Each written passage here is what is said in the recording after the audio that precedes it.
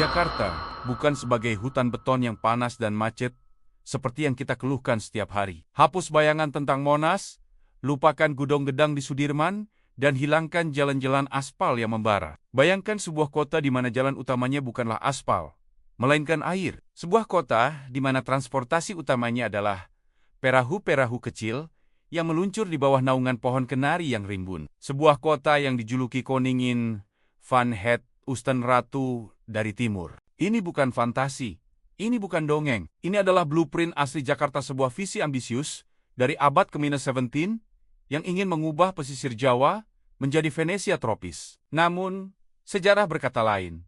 Mimpi itu berubah menjadi mimpi buruk. Kota air itu membusuk, membunuh ribuan penghuninya, dan akhirnya ditinggalkan. Hari ini, di kanal Wahyu Penakluk, kita akan membongkar sebuah arsip sejarah yang sering terlewatkan. Kita akan menelusuri jejak grand design yang gagal. Kita akan kembali ke tahun 1808, saat seorang pria berjuluk Marsekal Besi mengambil keputusan radikal untuk menghancurkan Batavia lama dan memindahkan jantung kota ini menjauh dari laut. Sebuah keputusan yang menyelamatkan nyawa di masa lalu, namun mungkin menjadi kutukan bagi Jakarta di masa kini. Selamat datang dalam kisah kota yang memunggungi laut. 1.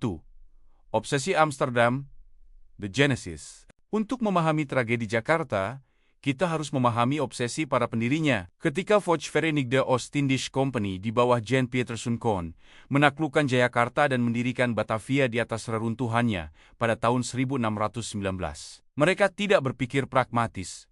Mereka berpikir nostalgis. Orang-orang Belanda ini datang dari negeri yang tanahnya berada di bawah permukaan laut. Bagi mereka, sebuah kota yang beradab adalah kota yang dikendalikan oleh air.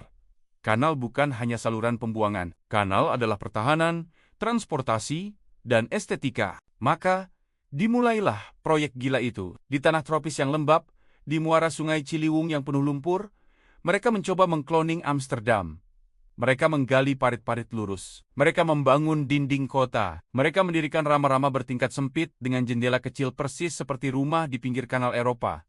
Dan untuk sesaat itu, Brazil, pada pertengahan abad ke-17, Batavia adalah permata. Kanal Ciges Gracie, kanal harimau, menjadi primadona. Di kanan kirinya ditanami pepohonan tropis yang meneduhkan. Para nyonya besar berjalan-jalan sore dengan payung renda, sementara para pedagang membawa rempa-rempa lewat perahu. Seorang pelancong Inggris yang berkunjung saat itu menulis, "Jalan-jalan di sini, lurus dan lebar kenal-kenalnya dilapisi batu.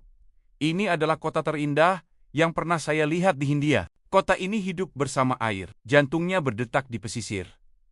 Di area yang sekarang kita kenal sebagai Kota Tua dan Pelabuhan Sunda Kelapa, Kastil Batavia berdiri megah menghadap laut, simbol dominasi folk yang tak terbantahkan. Tapi, ada satu hal yang luput dari perhitungan para insinyur Belanda itu. Satu variabel kecil yang tak terlihat mata, namun lebih mematikan daripada meriam musuh. Tuh, kuburan di timur, The Graveyard. Menjelang abad ke-18, mimpi Venesia itu mulai membusuk. Secara harfiah, desain kanal yang sempurna untuk iklim dingin Belanda adalah bencana untuk iklim tropis Jawa.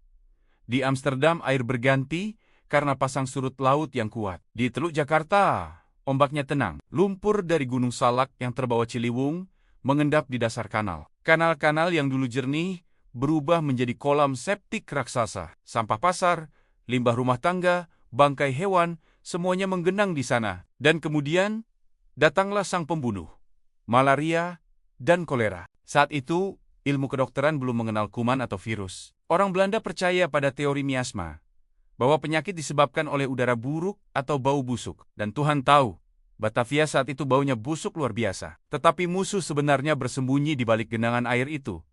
Nyamuk Noveles sundaicus. Angka kematian melonjak gila-gilaan. Orang Eropa yang baru datang ke Batavia memiliki harapan hidup yang mengerikan. Ada pepatah populer di kalangan pelaut saat itu. Jangan lupa memesan peti matimu sebelum berangkat ke Batavia. Batavia mendapat julukan baru yang mengerikan. Graf der Hollanders kuburan. Orang kaya mulai panik. Mereka tidak lagi melihat kanal sebagai keindahan, tapi sebagai sumber kematian. Rumah-rumah mewah di pinggir kanal ditinggalkan. Dinding-dinding lembab berjamur. Kota tua yang dulu menjadi pusat pesta pora Foch, berubah menjadi kota hantu yang sakit. Pusat pemerintahan lumpuh. Korupsi merajalela seiring dengan bangkrutnya Foch pada ke-1799, kota ini butuh penyelamat. Atau mungkin seorang pengancur. 3. Kedatangan si tangan besi di Iron Marshal. Tahun ke-1808, situasi geopolitik berubah. Belanda jatuh ke tangan Prancis di bawah Napoleon Bonaparte. Untuk mengamankan Jawa dari serangan Inggris, dikirimlah seorang jenderal loyalis Napoleon.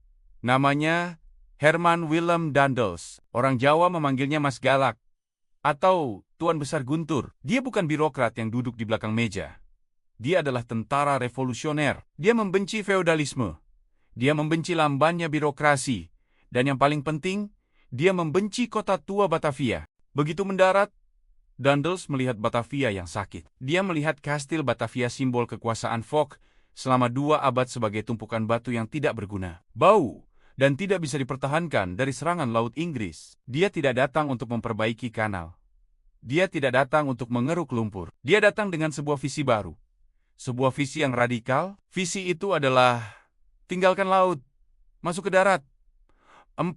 Penghancuran agung, The Great Destruction. Apa yang dilakukan Daendels mungkin adalah salah satu momen vandalisme arsitektur terbesar dalam sejarah Indonesia. Namun juga momen kelahiran Jakarta modern. Dia memerintahkan penghancuran kastil Batavia. Ya, Anda tidak salah dengar. Istana pusat Foch, benteng yang ditakuti roja-roja Nusantara, dirubuhkan atas perintahnya. Bukan hanya kastil, dia juga merobohkan tembok kota. Kota ini sudah mati. Mungkin itu yang ada di pikirannya. Daendels memerintahkan pusat pemerintahan, barak militer, dan hunian elit dipindahkan ke selatan, ke wilayah yang lebih tinggi, lebih kering, dan lebih sehat. Wilayah itu bernama Weltevreden. Dalam bahasa Belanda artinya sangat puas, atau dalam kepuasan. Hari ini, kita mengenal wilayah itu sebagai Jakarta Pusat.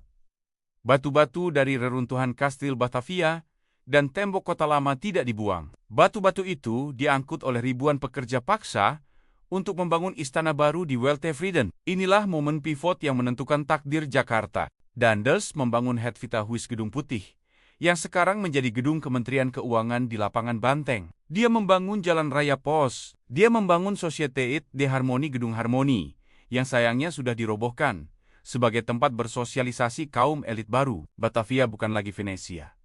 Batavia berubah menjadi kota bergaya Ingési Empire. Tidak ada lagi kanal sempit. Yang ada adalah lapangan luas, Waterkloopplein, lapangan Banteng, dan Koningsplein atau Monas. Jalan-jalannya lebar, ditanami pohon asam, dirancang untuk parade militer, bukan untuk perahu. Rumah-rumah tidak lagi menempel satu sama lain seperti di Belanda. Rumah-rumah kini memiliki halaman luas, pilar-pilar besar, dan ventilasi udara yang baik. Daendels telah menyembuhkan Batavia dengan cara membunuh identitas maritimnya. 5. Kota yang terbelah, A Tale of Two Cities. Sejak saat itu, Batavia terbelah menjadi 2 dunia. Di utara kota tua, atau Benedenstad, tinggallah masa lalu. Itu menjadi area bisnis kotor, gudang, pelabuhan, dan tempat tinggal etnis Tionghoa, serta penduduk pribumi miskin. Itu tetap menjadi area yang rawan banjir dan penyakit. Di selatan Weltevreden, atau Bovenstad, tinggallah masa depan. Itu adalah area elit Eropa, pusat pemerintahan, klub-klub sosial, dan hotel-hotel mewah seperti Hotel des Indes.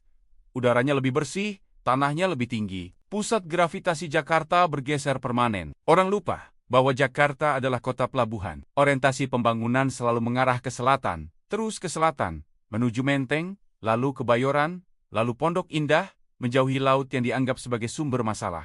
Sistem kanal di utara tidak lagi dirawat sebagai lifeline jalur hidup, melainkan hanya sebagai sewer saluran buangan. Filosofi hidup bersama air diganti dengan filosofi menjauhi air.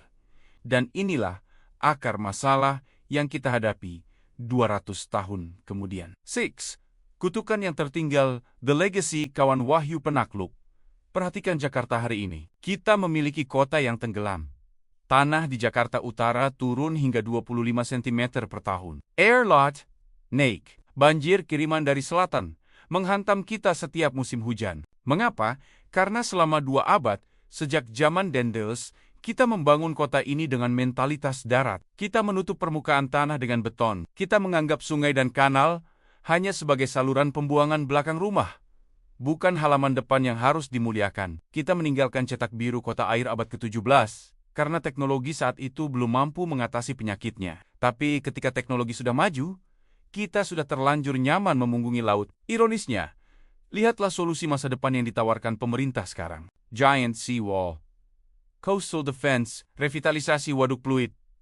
Apa yang sedang kita lakukan? Kita sedang mati mission, mencoba kembali ke laut. Kita sedang mencoba berdamai kembali dengan air. Hubungan yang dulu diputuskan secara paksa oleh Daendels pada tahun ke-1808. Seandainya, ini sebuah seandainya yang besar. Seandainya Belanda saat itu berhasil menemukan obat malaria lebih cepat. Seandainya mereka berhasil mengeruk lumpur dengan teknologi yang lebih baik. Mungkin Jakarta hari ini tidak akan berpusat di Sudirman Hamrin. Mungkin Jakarta hari ini akan seperti Amsterdam atau Venesia, di mana kita berangkat kerja naik water taxi, makan siang di pinggir kanal yang jernih di Glodok, dan kebanggaan kota ini adalah pesisirnya, bukan gedung pencakar langitnya. Jejak yang hilang sejarah tidak mengenal kata seandainya. Apa yang terjadi, sudah terjadi. Daendels menyelamatkan koloni itu dari kehancuran total. Itu fakta. Weltevreden adalah solusi jenius di zamannya. Namun, setiap kali Anda melewati lapangan Banteng atau melihat kemacetan di sekitar Monas, ingatlah, ini adalah pusat kota pengganti. Ini adalah rencana B, rencana Ania. Si ratu dari timur yang asli masih ada di sana, di utara, terkubur di bawah lumpur, beton, dan sejarah yang terlupakan. Menunggu untuk kita sadari bahwa takdir Jakarta, suka atau tidak, akan selalu terikat dengan air. Saya Wahyu. Dan ini adalah kisah tentang kota yang mencoba lari dari takdirnya sendiri. Bagaimana menurut kalian? Apakah Jakarta lebih baik tetap di utara dengan kanal-kanalnya? Atau keputusan Daendels pindah ke selatan adalah satu-satunya cara kita bertahan hidup? Tulis pendapat kalian di kolom komentar. Jangan lupa like, subscribe, dan bunyikan lonceng untuk penjelajahan sejarah lainnya yang tak tertulis di buku sekolah. Sampai jumpa di penaklukan berikutnya. Peace out!